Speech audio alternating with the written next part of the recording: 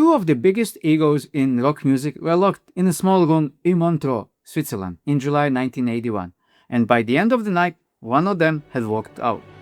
Freddie and David locked horns without a doubt, but that's when the sparks fly, and that's why it turned out so great. Queen and David Bowie were supposed to be making a song together. What they actually made, according to the people who were there, was one of the tensiest studio sessions of either artist's career, and although it came under pressure. Queen were in Mountain Studios finishing what would become the album Hot Space, when Bowie, who lived nearby, dropped in to say hello. And they were recording there, and David knew that I was in town and phoned me up and asked me if I'd come down and if I'd like to go down and see what was happening, so I went down. And these things happen, you know, suddenly you're writing something together, and it was totally spontaneous. I mean, it certainly wasn't planned. It was peculiar. He just happened to come into the studio, and we were fooling around, and then just sort of... He ended up staying. What started as a casual visit turned into a jam session, and the jam session turned into a song nobody had planned to write. Freddie Mercury and Bowie both wanted control of it, and neither one was used to sharing a microphone with somebody as famous as they were. Brian May later described the session as one where 4 Queen members and 1 David Bowie all tried to be the loudest voice in the room at once. It wasn't easy because we were all precocious boys, and David was very forceful, yes. Mercury and Bowie reportedly clashed over the vocal arrangement. Who would sing what line, whose melody would lead, whose ad-libs would survive the final mix.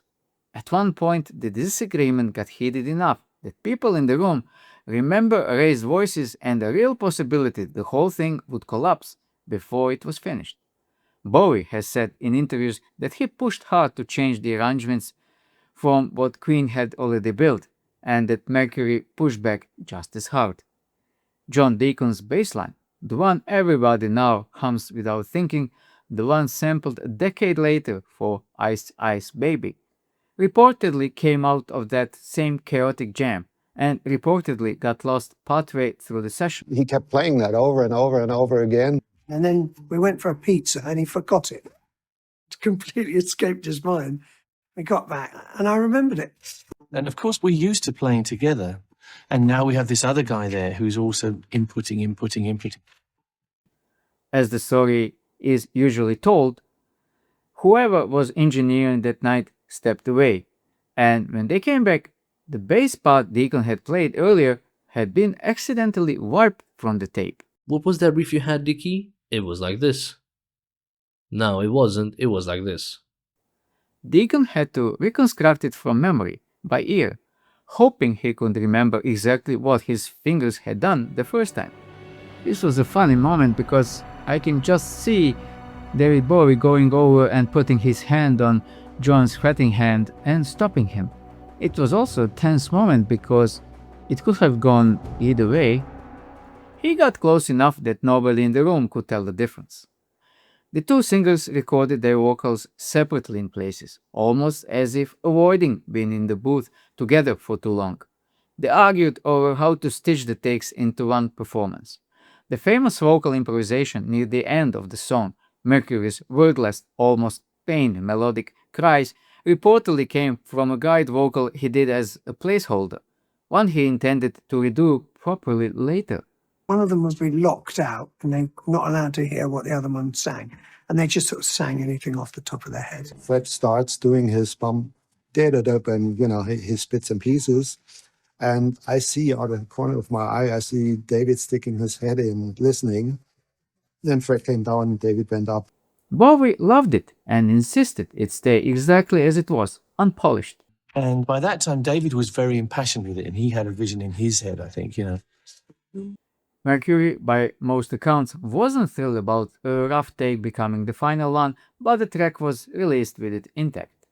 There was also a fight over billing and songwriting credit, which is common enough in collaborations between famous acts, but rarely this loud. It's quite a difficult process and somebody has to back off. And actually, I did back off, which is unusual for me. And Fred said, what do you make of this? And I said, well, it's kind of easy if you stand in the doorway and listening to what you're doing. And just Fred it in, what, you know. Bowie wanted the song handled a certain way contractually. Queen wanted it handled another.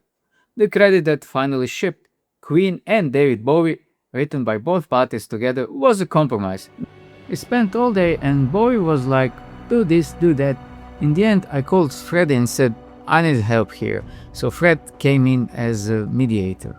Neither side got to negotiate quietly. Under Pressure was released in October 1981 and became Queen's first UK number one since Bohemian Rhapsody. It's now one of the most recognizable bass lines in pop music history, covered, sampled, and remixed for 4 decades, played at funerals and weddings and football stadiums. One of the few songs that both classic rock stations and hip hop radio claim as their own. The result is very good, but it was a difficult experience, I think. These people sort of pulling in different directions in a sense. Under Pressure, David Bowie, the band, me.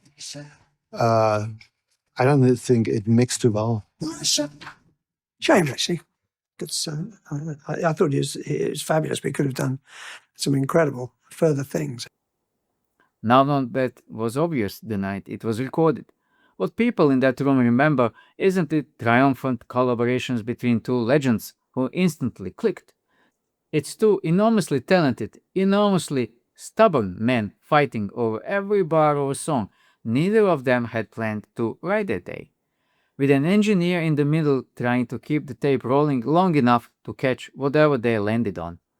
Mercury reportedly said afterward that working with Bowie was one of the hardest things he'd ever done in a studio. Bowie, for his part, rarely spoke about the session in detail, which in itself says something about how personal the argument got. The bass line had one more fight left in it years later.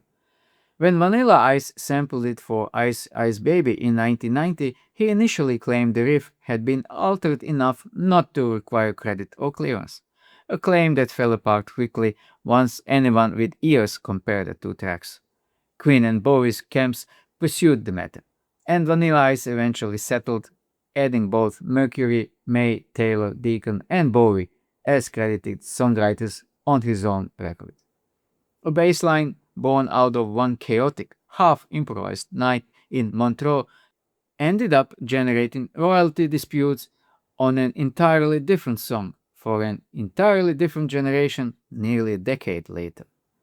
The song survived the fight. Whether the friendship between two men fully did is a separate question. They stayed friendly, appeared together publicly afterward, but neither rushed to record together again. Sometimes the songs that end up sounding the most effortless are the ones that were the least easy to make. It was sort of wonderful and terrible, but in my mind, I remember the wonderful now, more than the terrible. Hope you like the story, and if you have a good idea, drop it in the comments. I wish you all the best and have a great day.